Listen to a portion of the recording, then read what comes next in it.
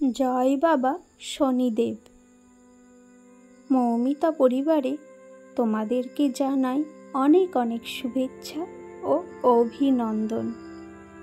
আজকের আলোচ্য বিষয়টি হচ্ছে শনিদেবের পাঁচালী এবং ব্রত কথা। শ্রোতা বন্ধুরা সকলেই একটু মনোযোগ সহকারে শ্রবণ করো, তোমাদের অনেক ভালো লাগবে। প্রতি শনিবারে অন্তত একবার করে ব্রত পাঁচালী এবং ব্রত মাহাত্ম্য কথা অবশ্যই শ্রবণ করো। এতে কর্মফলদাতা শনিদেব আপনার প্রতি সন্তুষ্ট হবেন এবং জীবনের সমস্ত কিছু বাধা, দুঃখ, কষ্ট দূর হবে। সেই সাথে শনিদেবের কৃপায় শনির সাড়ে সাতি থেকেও মুক্তি লাভ করবে। শনিদেবের ব্রতের নিয়ম: শনিবারে সন্ধ্যাকালে ঘরের বাইরের উঠানে এই ব্রত করতে হয়। ইহাতে সত্যনারায়ণ পূজার ন্যায় সিন্নি দেওয়া হয়। সারাদিন উপবাসী থাকিয়া সন্ধ্যার সময় শনিদেবের পূজায় ব্রত কথা শুনিয়া প্রসাদ গ্রহণ করতে হয়। শনিদেবের ব্রত কথা বা পাঁচালী: শ্রীহরি নামেতে এক ছিল যে ব্রাহ্মণ, নিত্য ভিক্ষা করি করে উদর পূরণ। দিবারাত্র কৃষ্ণ নাম জপে অকপটে, অন্তরে সদাই সুখী অন্ন নাহি পেটে। হেনকালে তার একটি পুত্র যে জন্মিল, পুত্রের মুখ দেখি দ্বিজ বিষাদে ভাসিল। ভিক্ষা করি দ্বিজ সেবা পুত্র ভিক্ষা করে, সুমঙ্গল বলি নাম রাখিল পুত্রেরে। অত্যন্ত মেধাবী পুত্র সবে গুণ গায়, অল্প দিন মধ্যে শিশু শিখে সমুদয়।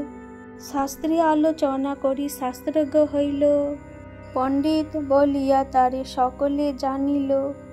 মনে মনে সুমঙ্গল হরিকে ডাকিল, গৃহ ছাড়ি নানা তীর্থে ঘুরিতে লাগিল।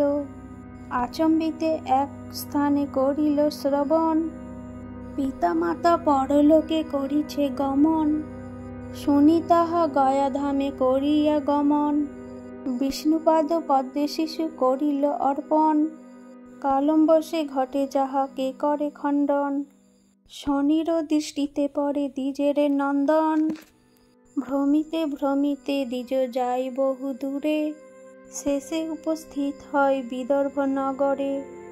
রাজার সভায় দ্বিজ উপস্থিত হইল, ব্রাহ্মণ দেখিয়া রাজা অভ্যর্থনা কইল। রাজার নিকটে দ্বিজ দেয় পরিচয়, সুমঙ্গল নাম মর অহে মহাশয়।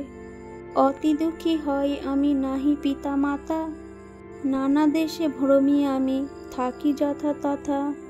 শ্রীবৎস রাজন বলে চিন্তা দূর করো, আমার আশ্রয় থাকি মোর কৃপা করো। শাস্ত্রজ্ঞ পণ্ডিত তুমি বুঝি অনুমানে, শাস্ত্র পাঠে তুষ্ট করো সভাসদগণে। দুই পুত্র আছে মোর গুণ হে ব্রাহ্মণ, পড়াইব তব কাছে করিয়াছি মন। রাজার বাক্যতে দ্বিজ সন্তুষ্ট হইল, রাজার আশ্রয়ে বাসা করিতে লাগিল। দুই রাজপুত্রে দ্বিজ অতি যত্ন করে, নিত্য পড়ায় দ্বিজ রাজার কুমারে। এই রূপে কিছুদিন বিগত হইল, পড়ুয়ার বেশে শনি উপস্থিত হইল। শনিরে জিজ্ঞেসে দ্বিজ শোনো বাছাধন, কি বা হেতু হেতা তব হয় আগমন। শনি বলে এনু শাস্ত্র অধ্যয়ন তরে, দ্বিজ বলে যত্ন করে পড়াব তোমারে। অল্প দিনের মধ্য শনি সুপণ্ডিত হইল, সুমঙ্গল পরিচয় জানিতে চাহিল। শনি বলে পরিচয় কি বা দিব আর, শনিশ্চর নাম মর সূর্যের কুমার। সুমঙ্গল স্বপ্নে যদি দেখা দিলে মরে, কিসে দুঃখ দূরে যাবে বলো হে আমারে। আমার উপরে আছে তোমার কটাক্ষ, কিসে যাবে বলো প্রভু হইয়া সপক্ষ। শনি বলে ভোগ কাল 6 মাস আছে, দশদণ্ড মধ্যে যাবে আসিবে না কাছে, সপ্তম দিবসে যাবে ভাগীরথীর তীরে, একান্ত মনেতে দ্বিজ ভজে মুরারিরে। এত বলি শনিদেব হইল অন্তর্ধান, সুমঙ্গল আর তার দেখা না পাইল। শনি আজ্ঞা মতো দ্বিজ গিয়া গঙ্গা তীরে, নারায়ণে ভজে দ্বিজ একান্ত অন্তরে। 10 দণ্ড পূর্ণ হইল মনেতে বিচারি, উঠিয়া দাঁড়াইল দ্বিজ বলি শ্রীহরি। কিন্তু 10 দণ্ড পূর্ণ না হয় তখন, তার পূর্বে চলে আসে আপন ভবন। তাহা দেখি শনিদেব কুপিত হইল, 2 রাজপুত্রে শনি হরণ করিল। পুণ্যমায়া বলি শিশু 2 মুণ্ড গড়ি, দ্বিজের নিকট শনি যান তাড়াতাড়ি। হেথা দ্বিজ চোখ বুঝি শ্রীহরিরে মরে, মুণ্ড দুটি ফেলে তার উড়নার উপরে। হেথা নিদ্রা যোগে রাজা দুঃস্বপ্ন দেখিল, পাত্রমিত্র লয়ে রাজা গঙ্গা তীরে গেল। দেখিয়া দ্বিজের কলে মুণ্ড দুটো রয়, হাহাকার করি রাজা ধুলায় লুটায়। রাজা দেশে দ্রুতগণ বাঁধে ব্রাহ্মণেরে, শৃঙ্খলে বন্ধন করি রাখে কারাগারে। কারাগারে বসি দ্বিজ কান্দিতে লাগিল, বিপদ হন্তা মধুসূদনে ডাকিল। অতঃপর ঘটে এক বিচিত্র ঘটন, 10 দণ্ড পূর্ণ বেলা হইল যখন। শোকেতে কাতর রাজা ছিলেন যেখানে, হেনুকালে 2 পুত্র আসিল সেখানে।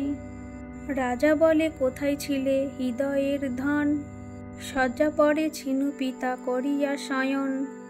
পুত্রদেরও বাক্যে রাজা আশ্চর্য হইল, আদ্য অন্ত কিছু তার বুঝিতে নারিল।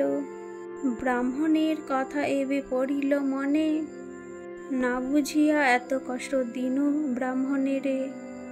রাজা দেশে দ্রুত গিয়া আনিল ব্রাহ্মণে, বিনয় বচনে রাজা করে তার স্তুতি। সব অপরাধ ক্ষমা করো মহামতি, কৃপা করি কর মোর সন্দেহ ভঞ্জন। তব কারে কার মুণ্ড করেছি দর্শন। দ্বিজ বলে মহারাজ কিছুই না জানি, শনি কোপে কষ্ট পায় এইমাত্র মানি।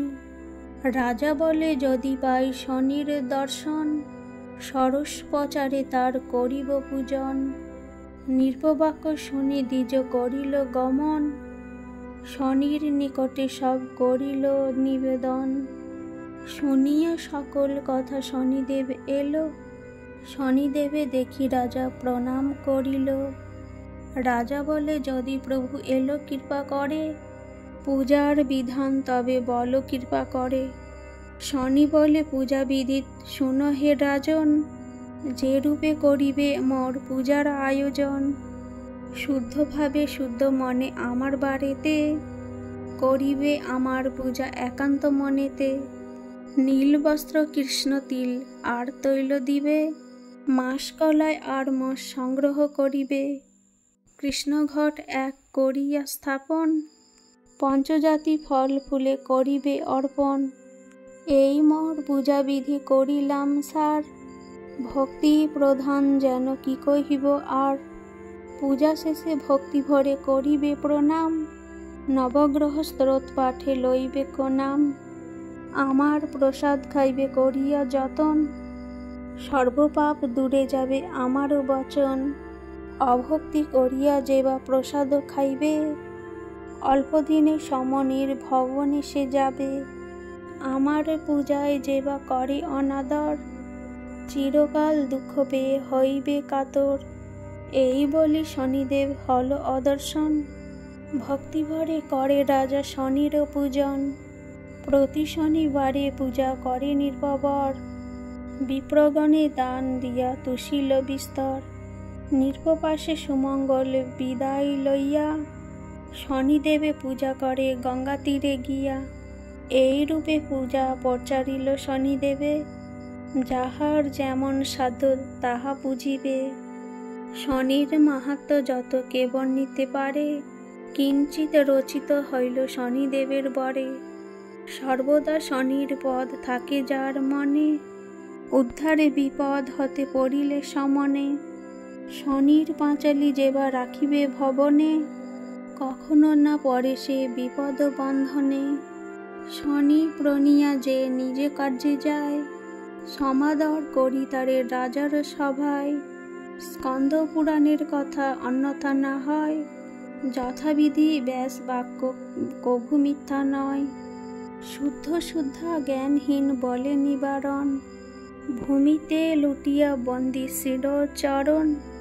এত দূরে এই গ্রন্থ সমাপন করি, শনৈশ্চর পিতে সব বলে হরি হরি। জয় বাবা শনিদেব। আজকের এই ভিডিও এবং ব্রত পাঁচালী এখানেই শেষ করলাম। সকলেই ভালো থেকো, সুস্থ থেকো।